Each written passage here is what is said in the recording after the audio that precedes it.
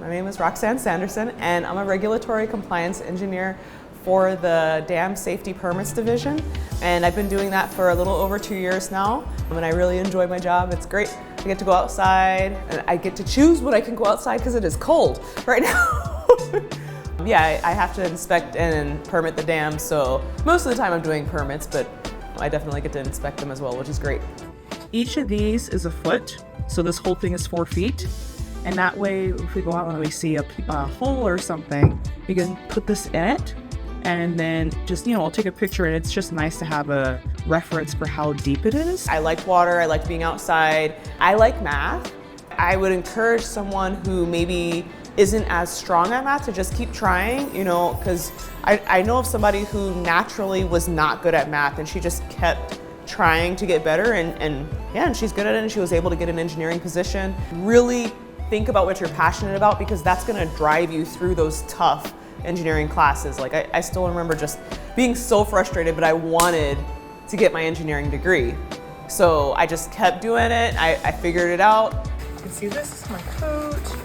It's a very nice coat. And it was interesting getting one to fit a woman, because they like to make construction gear for men. And we're just not shaped like this. One of the things I think I remember hearing someone say is that it's not you, it's them. Because you're just being yourself, you're doing your job. Somebody's gonna try to talk over you, somebody's gonna try to get you mad, somebody's gonna make it seem like you're not qualified.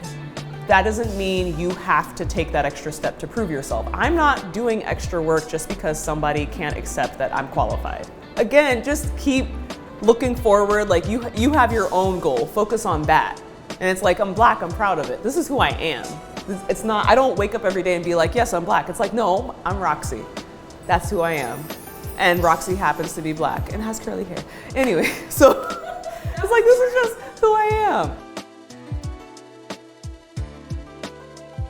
Hi, my name is Willie Ray. I'm with the Radiological Health Program here at the Maryland Department of the Environment. I'm responsible for configuring and writing licenses for nuclear medicine type of organizations, just to make sure the radioisotopes that they use are being used in a correct manner. Back in around 2001, it wasn't too many African Americans in IT, so I came against traditional challenges that you see common in our culture.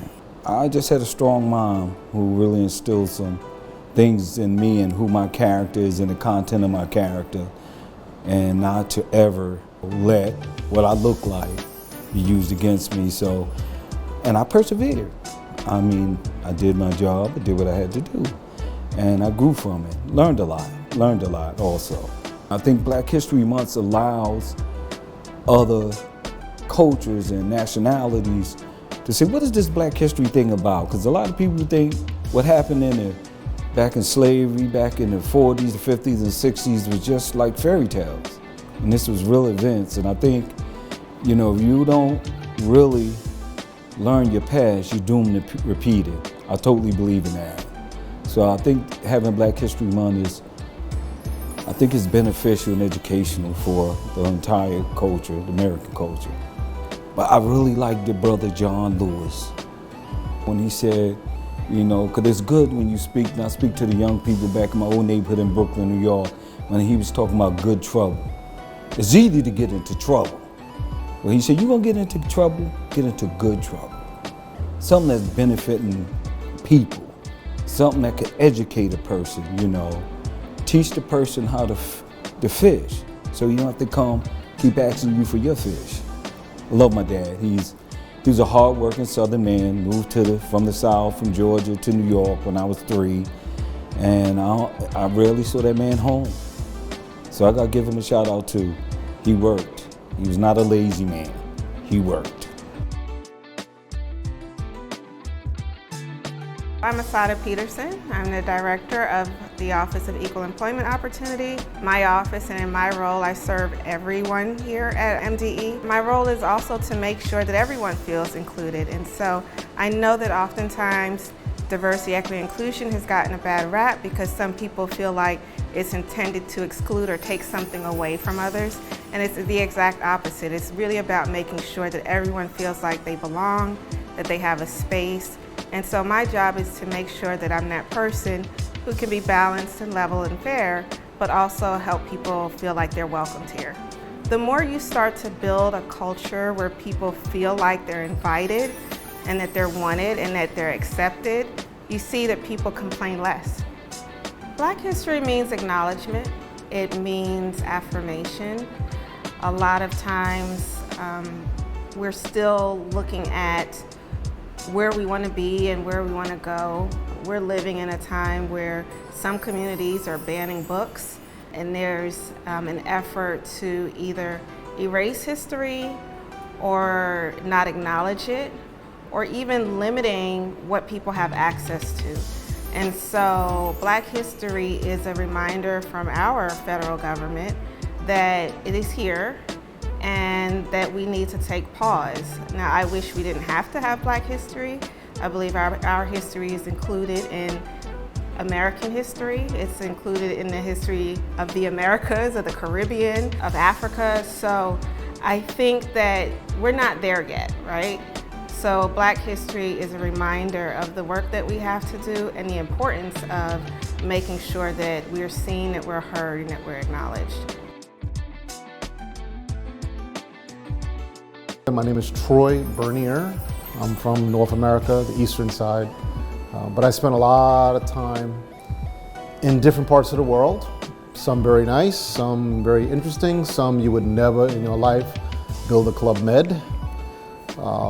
But with all those experiences, that comes into the cultivation, massaging of a good geologist. And as a result, I'm kind of categorized as a hydrologist, hydrogeologist, but as well as an image processor. I worked in the oil and gas field, places like the North Sea, West Africa, Gulf of Mexico. I think they're renaming that, right? A lot of different places. And you meet a lot of very interesting, very different people, very many different languages. So you have to learn how to fit in, right? You have to learn how to fit in, you have to learn how to read people on the fly, and it's quite exciting. This beautiful gem here, this is eclogite in actually pretty rare form. Those crystals there, it took a very long time and under incredible heat and temperature to form them. And this was thrusted from many miles deep to the surface of the subduction zones around Chile, South America. Don't be afraid to take risk.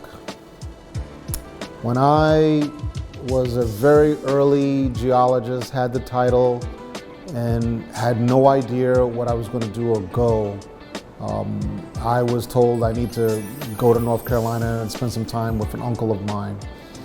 And I jumped in my car and I drove from New York to North Carolina. I never driven outside of the state. If I didn't take that chance, I probably wouldn't have had this amazing, wonderful career and to be here today if I didn't do that. Black history to me is it's an important time to pay attention to places like social media where you get a lot of this news from, just as you're viewing this channel on social media. I am Brigette Crawford, the Human Resource Director for MDE. I just celebrated my 1-year anniversary. Yay! Who's got the spirit? We got the spirit. Who's got the spirit? We got the spirit. 1 year later, I am extremely happy. I love what I do. The potential of what my team and I are prepared to do for MDE is extremely exciting. I am just thrilled about the mission here, and the part that we play is to ensure that MDE has the right talent, we have the right people in the organization, we have the right people at the table, and that is our contribution to moving the mission forward. And one thing I know for sure is happy people do good work. Disgruntled people and unhappy people and people that don't feel appreciated, they do not do the best work, and you cannot retain them. And so when your goal is to retain your institutional knowledge, then you begin to make adjustments to ensure that your atmosphere and that the work environment is conducive. When I hear Black history, the first thing I think about are my ancestors. I think about the last few decades. I think about how things were. I think about how far we've come. And I remember that there's also still a ways to go. And that's okay. We are not still in the same place, but we're not where we used to be. And for that, I just take responsibility for doing my part. And my part is never forgetting. My part is actually being a part of the solution. And I am willing to contribute to that. And so I'm very grateful that, that we're doing this. I think this is a great time to remind other people about the pride of Black History Month, about the pride of our ancestors, that we continue to move forward and we continue to grow and flourish and thrive because we were born to do this. Hi, my name is Noble Smith. I am the EJ coordinator in the Air and Radiation Administration, but I'm on special assignment right now with the Office of the Secretary. To me, environmental justice is a crucial part of Black history, particularly in the United States. One of my personal goals is to get folks more educated about what environmental justice is. I think a lot of environmental justice happens and we may not see it as environmental justice. Whether that's, planting a tree to bring more shade to your community or doing a trash pickup in an area where you see there's no trash cans. All of those can be related to environmental justice, but we may see that as, simply just doing good or doing right by your neighborhood. It's always important to go outside and walk around. I think often we think we can do a lot on our computers or laptops or even on our phones, but for me, just sort of going outside, using my eyes, looking at things that I saw that were concerning, but I didn't know how to reach it, and just sort of like talking to people who you may not generally talk to. I think Black History Month is a very important part of US history and is pretty, I think, fundamental to early education as a way of just acknowledging the work that's been done beforehand. The work for Black History Month has benefited people who aren't Black, and I think that's an important thing to realize, is that there's ways and sort of foundationally Black history is part of American history, and so is Asian American history, women's history. All of these things are connected to American history. I am Aneca Atkinson. I am the Assistant Secretary for Environmental Justice here at MDE, the Maryland Department of Environment. I am from Philadelphia, Pennsylvania. I have been in Maryland for a year. The cities are similarly built. I would say Baltimore's a little bit smaller, but we have a lot of similarities. We have row homes. We have mascots that are birds. We have 95, right? Black history for me means family. It means my community. It means, for me to be, and I would say I'm a product of my environment, not despite it.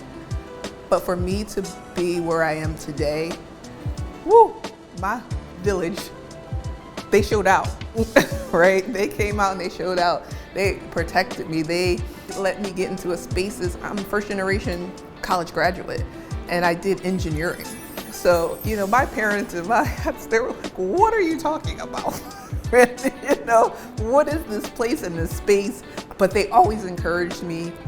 They always asked me questions. They always want to understand what I'm doing and how it impacts them. And then even doing this work and having that EJ kind of brand put to it. And they was like, well, what is, tell me more about that. Like, we always know you did water and you talked a lot about wetlands. You talked about rivers and streams and creeks.